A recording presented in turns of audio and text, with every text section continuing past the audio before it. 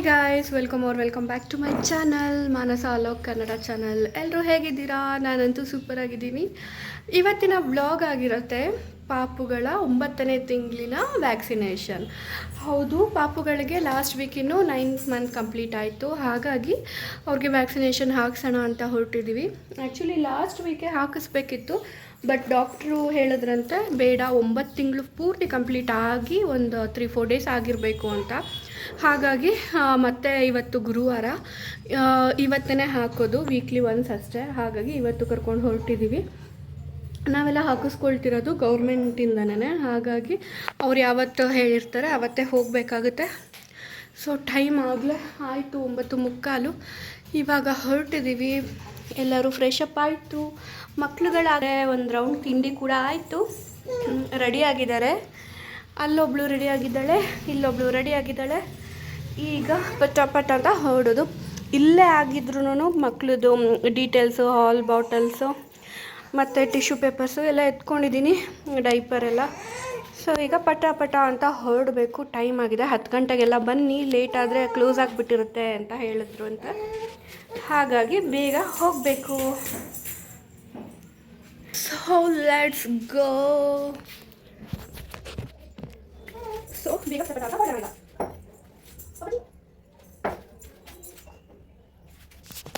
ನಿನ್ನೆ ರಾತ್ರಿ ಎಲ್ಲ ವಿಪರೀತ ಮಳೆ ಬಂದಿದೆ. ರಾತ್ರಿ ಪೂರ್ತಿ ಮಳೆ ಬರ್ತಾನೇ ಇತ್ತು.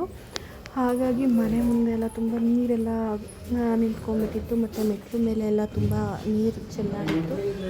ಹಾಗಾಗಿ ತುಂಬ ಹುಷಾರಾಗಿ ಹೋಗ್ತಿದ್ವಿ. ನಾನು ನಿಧಾನಕ್ಕೆ ಹೋಗ್ತಿದ್ದಿದ್ದು ನೋಡಿ ಇವಳು ಕೂಡ ಗಟ್ಟಿಯಾಗಿ ಇಟ್ಕೊಂಡ್ಬಿಟ್ಟಿದ್ದಾಳೆ.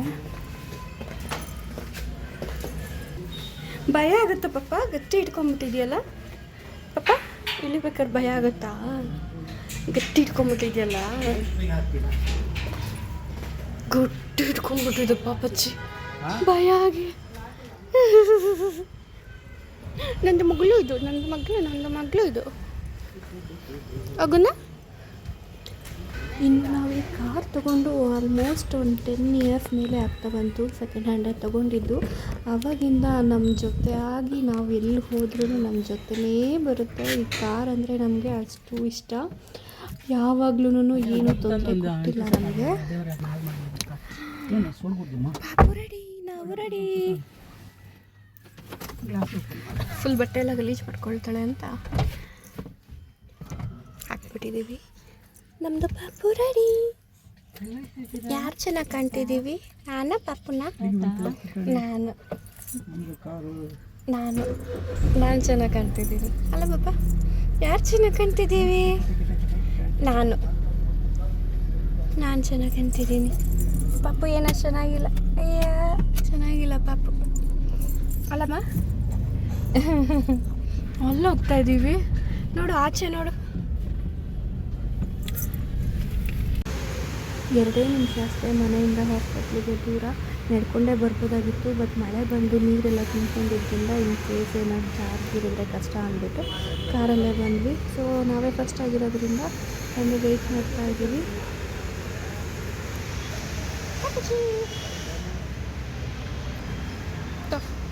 ಲಾಸ್ಟ್ ಟೈಮು 6 ಮಂತ್ಸಿನ ವ್ಯಾಕ್ಸಿನೇಷನ್ ಕೊಡಿಸಿದಾಗ ದೊಡ್ಡವರು ತುಂಬಾ ಹತ್ತಿದ್ಲು. ಆಮೇಲೆ 2 ದಿನ ತುಂಬಾ ಕಿರಿಕಿರಿ ಕೂಡ ಮಾಡ್ಕೊಂಡಿದ್ಲು. ಜ್ವರ ಬಂದಿತ್ತು. ಹಾಗಾಗಿ ಸ್ವಲ್ಪ ಭಯ ಇದೆ ಈ ಸತಿ ಏನಾಗುತ್ತೋ, ಯಾವ ಥರ ರಿಯಾಕ್ಟ್ ಮಾಡ್ತಾಳೋ ಅಂತ. ಯಾಕಂದರೆ ಆವಾಗಿಂತ ಇವಾಗ ಇನ್ನೂ ಚೆನ್ನಾಗೆಲ್ಲ ಗೊತ್ತಾಗ್ತಿರುತ್ತೆ. ಭಯ ಪಡ್ತಾಳೆ. ಅದಕ್ಕೋಸ್ಕರ ನನಗೂ ಸ್ವಲ್ಪ ಭಯ ಆಗ್ತಾಯಿದೆ.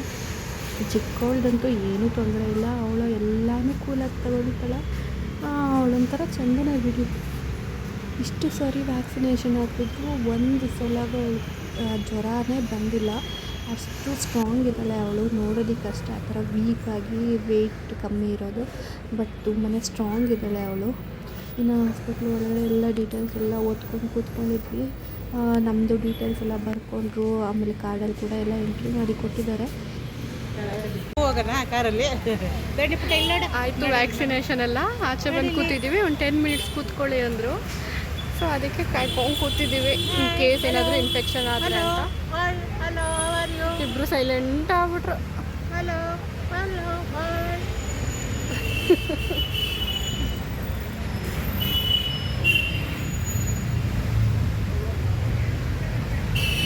ದರು ಆನ್ ಮಾಡಿದ್ರು, ಆನ್ ಮಾಡಿದ್ರು ಪಾಪ.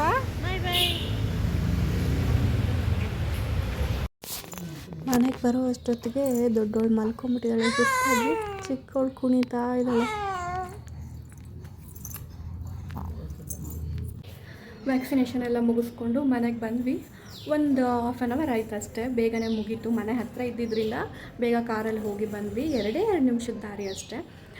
ಅಲ್ಲೂ ಅಷ್ಟೇ ಜಾಸ್ತಿ ಜನ ಇರಲಿಲ್ಲ, ನಾವೇ ಫಸ್ಟ್ ಹೋಗಿದ್ದರಿಂದ ಫಸ್ಟ್ ಹಾಕಿ ಕಳಿಸಿದ್ರು. ಆ್ಯಕ್ಚುಲಿ ದೊಡ್ಡವಳು ಸ್ವಲ್ಪ ಹತ್ತಲು, ಅವಳಿಗೆ ಸ್ವಲ್ಪ ಜಾಸ್ತಿ ನೋವಾಗುತ್ತೆ, ಸೂಕ್ಷ್ಮ ಜಾಸ್ತಿ ಅವಳು. ಚಿಕ್ಕವಳು ಅಷ್ಟೊಂದೇನು ಗಲಾಟೆ ಮಾಡಲಿಲ್ಲ, ಅವಳು ಆರಾಮಾಗಿ ಹಾಕಿಸ್ಕೊಂಡ್ಳು. ಅದೇ ಹಾಕಿಸ್ಕೋಬೇಕಾದ್ರೆ ಹತ್ತಲು ಅಷ್ಟೇ, ಆಮೇಲೆ ಏನೂ ಅಳ್ಳಿಲ್ಲ. ಆಚೆ ಬರ್ತಿದ್ದಂಗೆ ನಾರ್ಮಲ್ ಆಗೋದ್ಲು. ಸೊ ಇವಾಗ ದೊಡ್ಡವಳು ಮಲಗಿದ್ದಾಳೆ, ಸುಸ್ತು ಮಾಡ್ಕೊಂಡ್ಬಿಟ್ಟು. ಚಿಕ್ಕವಳು ಆಟ ಆಡ್ತಾ ಇದ್ದಾಳೆ, ಅವಳಿಗೇನು ಸುಸ್ತೇನೂ ಆಗಿಲ್ಲ ಇನ್ನೂ. ಸೊ ಆಟ ಆಡಲಿ ಅಂತ ನಾನು ವೀಡಿಯೋ ಕಂಟಿನ್ಯೂ ಮಾಡೋಣ ಅಂತ ಬಂದೆ. ಆ್ಯಕ್ಚುಲಿ ನಾನು ಲಾಸ್ಟ್ ವೀಡಿಯೋದಲ್ಲಿ ನಿಮಗೆ ಫಾರ್ಮುಲಾ ಮಿಲ್ಕ್ ಬಗ್ಗೆ ತಿಳಿಸ್ಕೊಟ್ಟಿದ್ದೆ. ಬಟ್ ಯಾರು ಕಾವ್ಯ ಕಿರಣ್ ಅನ್ನೋರು ಇಲ್ಲ ಇನ್ನೂ ಡೀಟೇಲಾಗಿ ನನಗೆ ಎಕ್ಸ್ಪ್ಲೈನ್ ಮಾಡಿ, ನನಗೆ ಅದ್ರ ಅಂದರೆ ಇನ್ಫಾರ್ಮೇಷನ್ ಇನ್ನೂ ಬೇಕು ಅಂತ ನನಗೆ ಪರ್ಸ್ನಲಾಗಿ ಮೆಸೇಜ್ ಕೂಡ ಮಾಡಿ ಕೇಳಿದರು. ಹಾಗಾಗಿ ಇವತ್ತಿನ ವ್ಲಾಗ್ ಇನ್ನೊಂದು ಚೂರು ಅದ್ರ ಬಗ್ಗೆ ಡೀಟೇಲಾಗಿ ಹೇಳೋಣ ಅಂತ. ಆ್ಯಕ್ಚುಲಿ ಫಸ್ಟ್ ಮಂತಿಂದ 6 ಮಂತ್ಸ್ ತನಕ ಅದು ಮಕ್ಳಿಗೆ ಕೊಡುವಂಥದ್ದು ಏನಂದರೆ ಫಾರ್ಮುಲಾ 1 ಕೊಡ್ತೀವಿ ನಾವು, ಫಾರ್ಮುಲಾ ಮಿಲ್ಕ್ ನೆಸ್ಲೆ ಅವ್ರದ್ದು. ಆಮೇಲೆ 6 to 12 ಮಂತ್ಸ್ ತನಕ ಫಾರ್ಮುಲಾ ಲೆವೆಲ್ 2 ಕೊಡ್ತೀವಿ.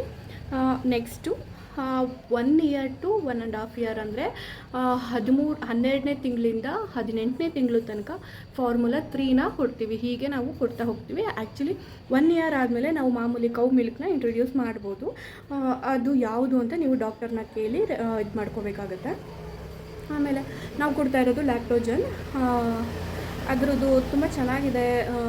ಈಗ ತಾಯಿ ಎದೆ ಹಾಲಲ್ಲಿ ಏನೇನು ಪೋಷಣೆಗಳಿರುತ್ತೆ ಅದೆಲ್ಲವೂ ಕೂಡ ನೆಸ್ಲೆ ಅವರ ಈ ಕಂಪ್ನಿ ಲ್ಯಾಕ್ಟೋಜನ್ ಪೌಡರ್ನಲ್ಲಿ ಇದೆ ಅಂತ ಹೇಳಿ ಡಾಕ್ಟರ್ಗಳು 90% ಆಫ್ ಡಾಕ್ಟರ್ಸು ಅದನ್ನೇ ರೆಫರ್ ಮಾಡ್ತಾರೆ. ಆದ್ದರಿಂದಾಗಿ ನಾವು ಅದನ್ನೇ ಕೊಡ್ತಾ ಇರೋದು. ನಮಗೂ ಕೂಡ ಡಾಕ್ಟರ್ ಅದನ್ನೇ ರೆಫರ್ ಮಾಡಿರೋದು. ಸೊ ನೀವು ಕೊಡೋದಕ್ಕಿಂತ ಮುಂಚೆ ಒಂದ್ಸತಿ ನಿಮ್ಮ ಡಾಕ್ಟರ್ನ ಕನ್ಸಲ್ಟ್ ಮಾಡಿ ನಾವು ಇದನ್ನು ಕೊಡ್ಬೋದಾ ಏನು ಅಂತ. ಯಾಕಂದರೆ ನಿಮ್ಮ ಪೀಡಿಯಾಟ್ರಿಷಿಯನ್ಸ್ಗಳು ನಿಮಗೆ ಗೊತ್ತಿರುತ್ತೆ. ಹಾಗಾಗಿ ಅದನ್ನು ಹೇಗೆ ಯೂಸ್ ಮಾಡ್ತೀವಿ ಅಂದರೆ, ಯೂಶ್ವಲಿ ನೀವು ಇದು ನಿಪ್ಪಲ್ ಬಾಟಲ್ಸ್ಗಳನ್ನ ತೊಗೊಂಡ್ರೆ, ಹಾಲು ಕುಡಿಸೋವಂಥ ಬಾಟಲ್ಸ್ಗಳು, ಅದರಲ್ಲೇ ನಿಮಗೆ ಮೆಜರ್ಮೆಂಟ್ಗಳು ಕೊಟ್ಟಿರ್ತಾರೆ. 30 ml, 60 ml, 90 ml ಹೀಗೆ. ಸೊ 30 mlಗೆ 1 ಸ್ಕೂಪ್ ಆಫ್ ಪೌಡರ್ನ ಹಾಕ್ಕೋಬೇಕಾಗುತ್ತೆ. ಏನು ಸ್ಪೂನ್ ಹೇಳ್ತೀವಿ ಅದನ್ನು ಕೂಡ ನಿಮಗೆ ಪ್ಯಾಕೆಟಲ್ಲೇ ಕೊಟ್ಟಿರ್ತಾರೆ ಹಾಲು ಪೌಡರಲ್ಲಿ. ಸೊ ಅದನ್ನು ಯೂಸ್ ಮಾಡ್ಕೋಬೋದು. 30 mlಗೆ 1 ಸ್ಪೂನ್ ಅಷ್ಟು ಹಾಕ್ಕೋಬೇಕಾಗುತ್ತೆ ಹಾಲು ಪೌಡರ್ನ. ಹಾಕ್ಕೊಂಡು ನೀಟಾಗಿ ಮಿಕ್ಸ್ ಮಾಡ್ಕೋಬೇಕು. ಆಮೇಲೆ ನೀರು ಕೂಡ ಚೆನ್ನಾಗಿ ಕಾಯ್ದು ಆರಿರುವಂಥ ನೀರನ್ನ ಬೆಳೆಸ್ಕೋಬೇಕಾಗುತ್ತೆ. ಬಿಸಿನೀರನ್ನೂ ಹಾಕಬಾರ್ದು, ತಣ್ಣೀರನ್ನೂ ಹಾಕಬಾರ್ದು. ಕಾಯಿಸಿ ಮುಂಚೆನೇ ಇಟ್ಕೊಂಡಿರಬೇಕು ಅಂಥ ನೀರನ್ನ ಅದಕ್ಕೆ ಯೂಸ್ ಮಾಡಿಕೊಂಡು ಕ್ಲೀನಾಗಿ ಶೇಕ್ ಮಾಡ್ಕೋಬೇಕು. ನಿಮ್ಗೆ ಎಷ್ಟು ನಿಮ್ಮ ಮಗು ಕ್ವಾಂಟಿಟಿ ಎಷ್ಟು ಕುಡಿಯುತ್ತೆ ನೋಡಿಕೊಂಡು 60 ml ಬೇಕಾ 90 ml ಬೇಕಾ ಮಾಡ್ಕೋಬೇಕು. 90 ml ಅಂದರೆ 3 ಸ್ಪೂನ್ನ ಹಾಕಿಬಿಟ್ಟು ನಾವು ಅದನ್ನು ಕ್ಲೀನಾಗಿ ಮಿಕ್ಸ್ ಮಾಡ್ಕೋಬೇಕು. ಮಿಕ್ಸ್ ಮಾಡ್ಕೋಬೇಕಾದ್ರೂ ಅಷ್ಟೇ ತುಂಬ ಜೋರಾಗಿ ಈ ಥರ ಎಲ್ಲ ಕುಲುಕಬಾರ್ದು. ನಿಧಾನಕ್ಕೆ ಶೇಕ್ ಮಾಡಬೇಕು. ಸ್ವಲ್ಪ ವಾರ್ಮ್ ಫೀಲ್ ಕೊಟ್ಟರೆ ಅದು ನೀಟಾಗಿ ಕರಗುತ್ತೆ ಪೌಡರು. ಸೊ ಅದನ್ನು ಕೊಡಬೇಕಾಗುತ್ತೆ. ಆಮೇಲೆ ಹಾಲು ಪೌಡರ್ ಮಾಡಿ, ಮನೆ ಕನ್ಸ್ಟ್ರಕ್ಷನ್ ನಡೀತಾ ಇದೆ ಹಾಗಾಗಿ ಸ್ವಲ್ಪ ಸೌಂಡ್ ಇಗ್ನೋರ್ ಮಾಡಿ. ಹಾಲು ಪೌಡರ್ನ ನಾವು ರೆಡಿ ಮಾಡ್ಕೊಂಡಾದಮೇಲೆ ನಾವು ಅದನ್ನು 2 hours ಅಷ್ಟೇ ಇಡೋದಕ್ಕಾಗುತ್ತೆ ಆಚೆ. ಅದಾದಮೇಲೆ ಯೂಸ್ ಮಾಡೋದಕ್ಕೆ ಅದು ಯೋಗ್ಯ ಅಲ್ಲ ಅಂತ ಹೇಳ್ತಾರೆ ಡಾಕ್ಟರ್ಗಳು. ಇನ್ನೇನಾದರೂ ನಾವು ಫ್ರಿಜ್ಜಲ್ಲಿ ಇಟ್ಟರೆ ಮತ್ತು ಅದನ್ನು ಆಚೆ ತೆಗೆದು ಅದನ್ನು ವಾರ್ಮ್ ಮಾಡಿ, ಅಂದರೆ ನಮ್ಮ ಕೈಯಲ್ಲಿ ಅದನ್ನು ವಾರ್ಮ್ ಮಾಡಿ ರೂಮ್ ಟೆಂಪ್ರೇಚರ್ಗೆ ತಂದು ಅದನ್ನು ಕೊಡ್ಬೋದು ಅಂತ ಹೇಳ್ತಾರೆ. ನಾವು ಅದನ್ನು ಯಾವತ್ತೂ ಟ್ರೈ ಮಾಡಿಲ್ಲ. ಆ ಥರ ಇರೋದಂದರೆ 6 hours ನಾವು ಇಡ್ಬೋದು ಅಂತ ಹೇಳಿದ್ದಾರೆ ಡಾಕ್ಟರ್ಗಳು. ಬಟ್ ನಾವು ಏನಂದರೆ ಮಕ್ಕಳಿಗೆ ಎಷ್ಟು ಬೇಕು, ಎಷ್ಟು ಕ್ವಾಂಟಿಟಿ ಬೇಕೋ ಅಷ್ಟೇ ಮಾಡ್ಕೊಳ್ತೀವಿ. ಇನ್ನೂ ಒಂಚೂರು ಕಮ್ಮಿನೇ ಮಾಡ್ಕೊಳ್ತೀವಿ. ಕುಡಿಯೋಂಗಿದ್ರೆ ಮತ್ತೆ ಮಾಡಿಕೊಂಡು ಕೊಡ್ತೀವಿ. ಅದೇನು ದೊಡ್ಡ ಟೈಮ್ ಹಿಡಿಯೋದಿಲ್ಲ ಅಲ್ವಾ. ಸೊ ಹಾಗಾಗಿ ಆ ಥರ ಯೂಸ್ ಮಾಡೋ ಅಂಥದ್ದು. ಇನ್ನು ಹೇಳೋದಾದರೆ ಅದು 450 ಗ್ರಾಮ್ ಏನೋ ಬರುತ್ತೆ ಒಂದು ಪ್ಯಾಕೆಟು. ನಮ್ಗೆ ಅದೇ ಹೇಳಿದ್ನಲ್ಲ 2.5 ದಿನ ಅಷ್ಟೇ ನಮಗೆ ಒಂದು ಪ್ಯಾಕ್ ಬರೋದು. 480 ರೂಪಾಯಿ ಏನೋ ಅದ್ರ ಪ್ರೈಸ್ ಬರುತ್ತೆ. ಸೊ ಈ ಥರ ಇದ್ರು ಹಾಲಿನ ಬಗ್ಗೆ ಡೀಟೇಲ್ಸ್ ಅಂತ ಹೇಳ್ಬೋದು. ಅದಾದಮೇಲೆ ವ್ಯಾಕ್ಸಿನೇಷನ್ ಬಗ್ಗೆ ಡೀಟೇಲ್ಸ್ ಕೊಡಿ ಅಂತ ಹೇಳಿದ್ದಾರೆ. ವ್ಯಾಕ್ಸಿನೇಷನ್ ಈಗ ಮಾಡಿಸಿರೋದು ನಾವು 9th ಮಂತಿಂದು. 9 ತಿಂಗಳು ಕಂಪ್ಲೀಟಾಗಿ ಒಂದು 3-4 ಡೇಸ್ ಆದಮೇಲೆ ಈ ವ್ಯಾಕ್ಸಿನ್ನ ಮಾಡಬೇಕಾಗುತ್ತೆ. ನಾವು ತಾಯಿ ಕಾರ್ಡನ್ನ ಮಾಡಿಸ್ಕೊಂಡಿದ್ವಿ. ಈ ತಾಯಿ ಕಾರ್ಡ್ ಮೂಲಕನೇ ನಾವು ಕೊಡಿಸ್ಕೊಂಡಿದ್ದು. ಇದರಲ್ಲೇ ಎಲ್ಲ ಡೀಟೇಲ್ಸ್ ಕೂಡ ಬರೆದಿರುತ್ತೆ, ಯಾವ್ಯಾವ ತಿಂಗಳಲ್ಲಿ ಏನೇನು ಮಾಡಿಸ್ಕೋಬೇಕು ಅಂತ. ಇದಕ್ಕಿಂತ ಮುಂಚೆ ನಾವು ESIಯಲ್ಲಿ ಇದು ಮಾಡ್ಕೊಳ್ತಾ ಇದ್ದಿದ್ದರಿಂದ ಅಲ್ಲಿ ಕೂಡ ವ್ಯಾಕ್ಸಿನೇಷನ್ ಬಗ್ಗೆ ಡೀಟೇಲ್ಸ್ನ ಕೊಟ್ಟಿದ್ದಾರೆ. ಎಲ್ಲಿ ಹಾಕಿಸ್ಕೋಬೇಕು, ಎಷ್ಟು ಹಾಕಿಸ್ಕೋಬೇಕು, ಯಾವಾಗ ಹಾಕಿಸ್ಕೋಬೇಕು ಅನ್ನೋದೆಲ್ಲ. ಮತ್ತು ಯಾವ್ದ್ಯಾವ್ದು ಇದರಲ್ಲಿದೆ ನೋಡಿ, ನೀವೇ ನೋಡ್ಬೋದು. ಈ ಥರದ್ದೆಲ್ಲ ನಾವು ವ್ಯಾಕ್ಸಿನೇಷನಲ್ಲಿ ಹಾಕ್ಕೊಡ್ತಾರೆ. ಇದನ್ನು ಬಿಟ್ಟು ಗೌರ್ಮೆಂಟಲ್ಲಿ ಬಿಟ್ಟು ಪ್ರೈವೇಟಲ್ಲಿ ಕೂಡ ಕೆಲವೊಂದು ವ್ಯಾಕ್ಸಿನೇಷನ್ಸ್ನ ಕೊಡ್ತಾರೆ. ಏನಂದರೆ ಫ್ಲೂ ಆಗಿರ್ಬೋದು, ಡೆಂಗ್ಯೂ ಆಗಿರ್ಬೋದು, ಈ ಥರದ್ದು ಯಾವುದನ್ನು ನಾವು ಇಲ್ಲಿ ಪ್ರೈವೇಟಲ್ಲಿ ಕೊಡಲ್ಲ ಅಂತ ಹೇಳ್ತಾರೆ. ಸೊ ಅದನ್ನೆಲ್ಲ ನಾವು ಗೌರ್ಮೆಂಟಲ್ಲಿ ಕೊಡಲ್ಲ, ಹಾಗಾಗಿ ಪ್ರೈವೇಟಲ್ಲೇ ಹಾಕಿಸ್ಕೋಬೇಕಾಗುತ್ತೆ. ಅದಕ್ಕೆಲ್ಲ ಸೇರಿ ನಾವು ಆ್ಯಕ್ಚುಲಿ ಹಾಕ್ಸೋದಕ್ಕೆ ಏನೇನು ಬರುತ್ತೆ ಏನು ಅಂತ ಎಲ್ಲ ಕೇಳ್ಕೊಂಬರೋದಕ್ಕೆ ಹೋಗಿದ್ವಿ. ಆವಾಗ ಹೇಳಿದ್ರು ಒಬ್ಬರು ಮಕ್ಕಳಿಗೆ 12,000 ಆಗುತ್ತೆ ಅಂತ. ಸೊ ಆಮೇಲೆ ನಾವು ಗೌರ್ಮೆಂಟ್ ಡಾಕ್ಟರ್ ಹತ್ರನೂ ಕೇಳಿದ್ವಿ, ಈ ಥರ ಹೇಳ್ತಾ ಇದ್ದಾರೆ, ಇವೆಲ್ಲ ಬೇಕಾಗುತ್ತಾ ಏನು ಅಂತ. ನಿಮಗೆ ಹಣಕಾಸಿನ ಅನುಕೂಲ ಇದ್ದರೆ ನೀವು ಮಾಡಿಸ್ಕೋಬೇಕು ಅಂತ ಇಂಟ್ರೆಸ್ಟ್ ಇದ್ದರೆ ಮಾಡಿಸ್ಬೋದು, ಇಲ್ಲಾಂದರೆ ಗೌರ್ಮೆಂಟಲ್ಲಿ ಏನು ಕೊಡ್ತಾರೆ ಅದೇ ಸಫಿಷಿಯೆಂಟ್ ಆಗುತ್ತೆ, ಅದು ಇನ್ಯಾವುದು ಬೇಕಾಗಲ್ಲ ಅಂತ ಹೇಳಿದ್ರಿಂದ ಅವ್ರ ಭರವಸೆ ಮೇಲೆಗೆ ಸಾಕು ಬಿಡು ಇದೆ ಅಂದ್ಬಿಟ್ಟು ಸುಮ್ಮನಾಗಿದ್ದೀವಿ. ಸೊ ಇಷ್ಟೆಲ್ಲ ಕೊಟ್ಟಾದಮೇಲೆ ಇನ್ಯಾವುದೂ ಜಾಸ್ತಿ ಬೇಕಾಗಲ್ಲ ಅಂತ ನಾನು ಹೇಳೋದು. ಈ ಯಾವುದಾದ್ರು ಇನ್ನೂ ಕೆಲವೊಂದು ಬರುತ್ತಲ್ಲ, ಅಂದರೆ ಈಗ ವೈರಲ್ ಫೀವರ್ ಆಗಿರ್ಬೋದು, ಡೆಂಗ್ಯೂ, ಆಮೇಲೆ ಮಂಗನ ಕಾಯಿಲೆ, ಆಮೇಲೆ ಇನ್ಯಾವುದು ಫ್ಲೂ, ಇಂಥದಕ್ಕೆಲ್ಲ ಗೌರ್ಮೆಂಟಲ್ಲಿ ಫೆಸಿಲಿಟಿ ಇಲ್ಲ. ಅದೊಂದು ನನಗೆ ಸ್ವಲ್ಪ ಭಯ ಆಗುತ್ತೆ. ಬಟ್ ಏನು ಎಲ್ಲರಿಗೂ ಬರೋದಿಲ್ಲ ಅಂತ ಅದೊಂದು ಧೈರ್ಯದ ಮೇಲೆ ನಾವೇನು ಹಾಕ್ಸೋದಕ್ಕೆ ಹೋಗಿಲ್ಲ. ಸೊ ವ್ಯಾಕ್ಸಿನೇಷನ್ ಕತೆ ಇಷ್ಟ ಆಯಿತು. ಇನ್ನು ನೆಕ್ಸ್ಟ್ ಇರೋದು 9 ತಿಂಗಳಿದ್ದಾದಮೇಲೆ ಇರೋದು 16ನೇ ತಿಂಗಳಿಗೆ, ಅಂದರೆ 1 ವರ್ಷ ಆಗಿ 4 ತಿಂಗಳು ಆಗಿರಬೇಕು ಅಂಥ ಮಕ್ಕಳಿಗೆ ನೆಕ್ಸ್ಟ್ ಹಾಕ್ತಾರೆ. ಅದು 1 ವರ್ಷ 4 ತಿಂಗಳಿಂದ ಹಿಡಿದು 2 ವರ್ಷದ ತನಕನೂ ಹಾಕೋದ್ರಿಂದ ಅದನ್ನು ನಾವು ಯಾವಾಗ ಬೇಕಾದರೂ ಹಾಕಿಸ್ಕೋಬೋದು. ಸೊ ವ್ಯಾಕ್ಸಿನ್ ಕತೆ ಇಷ್ಟ ಆಯಿತು. ಇನ್ನೇನಾದರೂ ನಿಮಗೆ ಪಾಪುಗಳ ಬಗ್ಗೆ ಇನ್ಫಾರ್ಮೇಷನ್ ಬೇಕಾದರೆ ನನಗೆ ಕಮೆಂಟ್ ಮಾಡಿ ತಿಳಿಸಿ, ನಾನು ನಿಮ್ಮೆಲ್ಲರಿಗೂ ಉತ್ತರನ ಕೊಡ್ತೀನಿ ಅಂತ ಹೇಳ್ತಾ ಈ ವ್ಲಾಗ್ನ ಇಲ್ಲಿಗೆ ಮುಗಿಸ್ತಾ ಇದ್ದೀನಿ. ಇನ್ನೇನಾದರೂ ನಿಮಗೆ ವೀಡಿಯೋ ಬೇಕಾಗಿದ್ದರೆ, ನೀವು ಯಾವ ಥರ ವೀಡಿಯೋ ನನ್ನಿಂದ ಎಕ್ಸ್ಪೆಕ್ಟ್ ಮಾಡ್ತೀರಾ ಅಂತ ನೀವು ಹೇಳಿದ್ರೆ ನಾನು ಆ ಥರ ವೀಡಿಯೋಗಳನ್ನ ಮಾಡೋದಕ್ಕೆ ಟ್ರೈ ಮಾಡ್ತೀನಿ. ಯಾಕಂದರೆ ಇಬ್ಬರು ಮಕ್ಕಳಿರೋದ್ರಿಂದ ನನಗೂ ಜಾಸ್ತಿ ತಲೆ ಓಡ್ತಾಯಿಲ್ಲ ಏನು ವೀಡಿಯೋ ಮಾಡಿ ಹಾಕೋದು ಏನು ಅಂತ.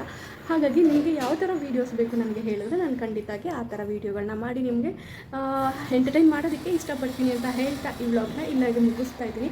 ಈ ವಿಡಿಯೋ ಏನಾದರೂ ನಿಮಗೆ ಇಷ್ಟ ಆಗಿದ್ದರೆ ಈ ವಿಡಿಯೋನ ಲೈಕ್ ಮಾಡಿ, ಹಾಗೆ ನನ್ನ ಚಾನಲ್ಗೆ ಇನ್ನೂ ಯಾರ್ಯಾರು ಹೊಸಬರಾಗಿದ್ದೀರಾ ಅವ್ರಿಗೆಲ್ಲರಿಗೂ ನನ್ನ ಚಾನಲ್ನ ಸಬ್ಸ್ಕ್ರೈಬ್ ಮಾಡ್ಕೊಳ್ಳಿ ಅಂತ ಹೇಳ್ತಾ ಈ ವ್ಲಾಗ್ನ ಇಲ್ಲಿಗೆ ಮುಗಿಸ್ತಾ ಇದ್ದೀನಿ. ಬಾಯ್.